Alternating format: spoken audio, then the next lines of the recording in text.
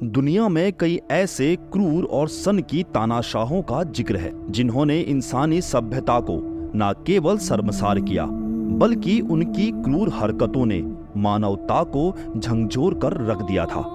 इन तानाशाहों ने अपनी ताकत के दम पर आम लोगों के ऊपर भयंकर जुल्म ढाए। कुछ ने अपनी सनक में लोगों की जिंदगी को नर्क बना दिया, तो कुछ तानाशाह ऐसे थे जिन्होंने अपनी जिद पूरी करने के लिए लाखों इंसानों को बलि का बकरा बनाया था। इतिहास के ऐसे ही 5 सनकी तानाशाहों की कुछ अजीबो गरीब हरकतों के बारे में हम आपको आज बताने जा रहे हैं, जिन्हें जानने के बाद यकीनन आपका दिमाग चकरा जाएगा।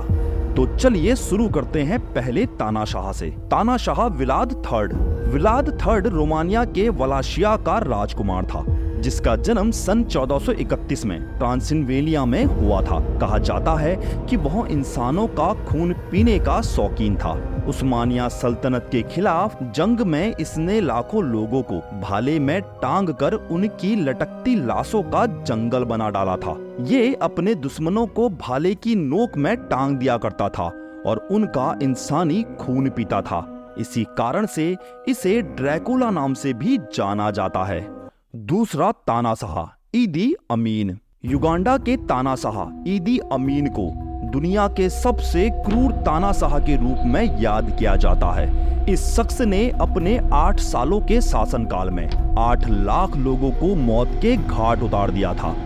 ये इतना क्रूर और सनकी था कि इंसानों का मांस तक खा जाया करता था।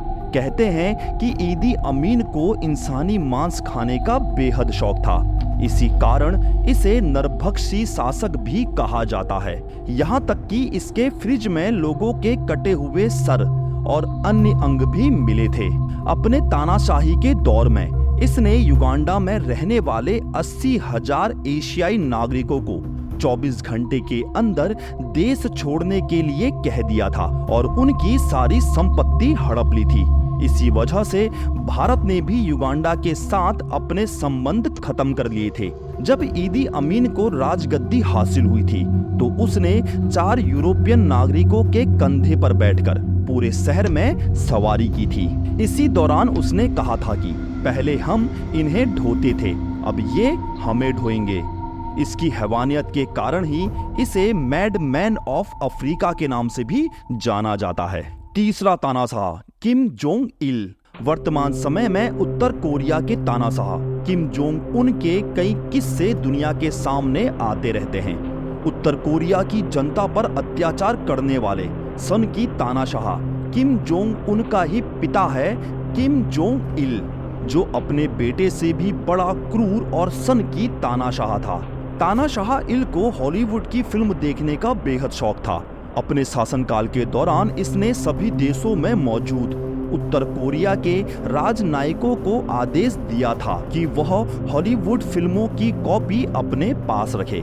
इस तरह इल के पास 50,000 से भी ज्यादा हॉलीवुड फिल्मों का कलेक्शन हो गया था। अपने देश की फिल्म इंडस्ट्री से भी किम जोंग उल बहुत नाराज था।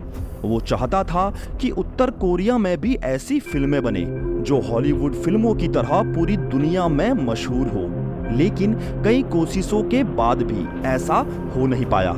आखिर में इल ने साल 1978 में साउथ कोरिया के डायरेक्टर सिन सॉन्ग आउ और उनकी पत्नी चोई उन हुन को अगवा कर लिया, जिसके बाद इन दोनों से तानाशाह इल ने उत्तर कोरिया में फिल्में बनवानी शुरू की। दोनों पति पत्नी ने मिलकर 8 सालों तक काम किया और कई फिल्में भी बनाई, लेकिन कोई भी फिल्म उतनी कामयाब नहीं हो पाई जितना तानाशाह इल चाहता था। बाद में किसी तरह दोनों पति पत्नी अपनी जान बचाकर उत्तर कोरिया से भागने में कामयाब रहे, जिसके बाद इन दोनों ने किम जोंग इल की सच्चाई पूरी दुनिया को बताई थी। किम जोंग इल की एक और खराब आदत ये थी कि उसे जवान दिखने का बेहद शौक था, जिसके लिए वो 18 से 20 साल के युवा लड़के लड़कियों का खून खुद को चढ़वाया करता था। चौथा तानाशाह सपरमुरात नियाज़ोव। साल 1990 से 2006 तक सपरमुरात 2 बार तुर्कमेनिस्तान का राष्ट्रपति रहा।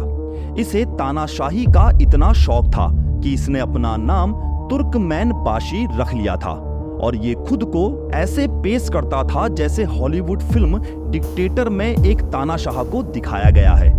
इसे खुद से और अपनी तानाशाही से इतना प्यार था कि जब तुर्कमेनिस्तान भयंकर गरीबी की मार झेल रहा था तब इसने खुद की 15 मीटर ऊंची सोने की मूर्ति बनवाई थी जिसका मुंह सूरज की दिशा की ओर घूमता रहता था। इतना ही नहीं, इस सरफिरे तानाशाह ने अपनी राजधानी में अरबों रुपए खर्च करके एक बर्फ का महल बनवाया था और रेगिस्तान में रेत के बीचों बीच खुद के लिए एक झील बनाने का फरमान भी सुना दिया था। सपर मुराद पूरे तुर्कमेनिस्तान को अपनी जागीर समझता था। इसने पूरे देश में अपने नाम से पार्क, महल और शहर बनवाए थे। यहाँ तक कि सिक्कों पर भी अपना नाम खुदवाया था और शराब की बोतलों को भी अपना नाम दे दिया था। इसने तुर्कमेनिस्तान में साल के सबसे पहले महीने जनवरी का नाम बदलकर भी अपने नाम पर कर दिया था। इसकी सनक की हद तो तब पार हो गई जब सपर मुराद ने अपने नाम से एक किताब लिखी जिसे बच्चों को पढ़ाना अनिवार्य कर दिया गया। इसने अपनी किताब की कई कॉपियां अंतरिक्ष में भी भेज दी थी। दरअसल इसका ये मानना था कि अंतरिक्ष में हमारी तरह कई और दुनिया भी है जिन्हें ये पता चलना चाहिए कि पृथ्वी पर सपर मुराद नियवा जो नाम का कोई महान शख्स रहता है। हैरान कर देने वाली बात तो ये है कि ये सब काम इसने तब करवाए जब तुर्कमेनिस्तान की जनता भयंकर गरीबी की मार झेल रही थी और हर दिन हजारों लोग भूखमरी से मर रहे थे। लेकिन सपर मुराद को इससे कोई फर्क नहीं पड़ा। वो अपनी सनक भरी हरकतों के पीछे देश का पैसा बर्बाद करता रहा। 5वां तानाशाह माओ जेडोंग या माओ त्से तुंग 26 दिसंबर 1893 को चीन के हुआन प्रांत के शाओशान कस्बे में जन्मा।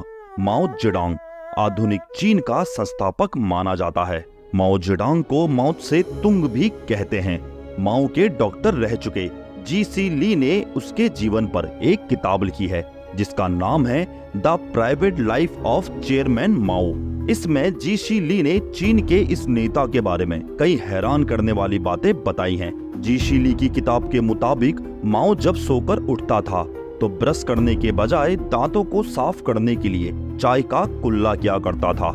यह उसका रोज का काम था। माओ के दांतों को देखकर ऐसा लगता था जैसे किसी ने उसे हरे रंग से रंग दिया हो। सिर्फ यही नहीं, माओ कभी कभार ही नहाया करता था।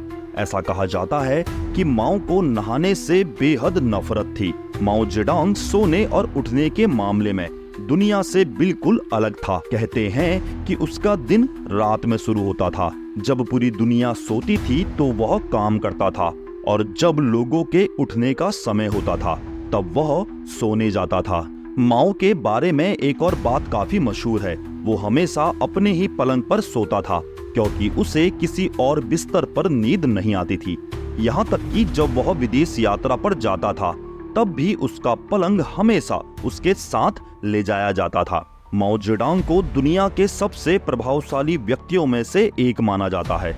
मशहूर टाइम पत्रिका ने उसे 20वीं सदी के 100 सबसे प्रभावशाली व्यक्तियों में शामिल किया था। हालांकि माओ ने अपनी सनक भरी नीतियों से जनता पर कई अत्याचार भी किए। साल 1958 में माओ की एक जिद और सनक की वजह से चीन में करोड़ों लोग मारे गए थे। दरअसल 1958 में माओ ने एक अभियान शुरू किया था जिसे 4 पेस्ट कैंपेन के नाम से जाना जाता है। इसके तहत माओ ने 4 जीवों मच्छर, मक्खी, चूहा और गौरैया चिड़िया को मारने का आदेश दिया था। लेकिन बाद में उसका ये दाव उल्टा पड़ गया जिसकी वजह से चीन में एक भयानक अकाल पड़ा था और लोग भूखमरी के शिकार हो गए थे।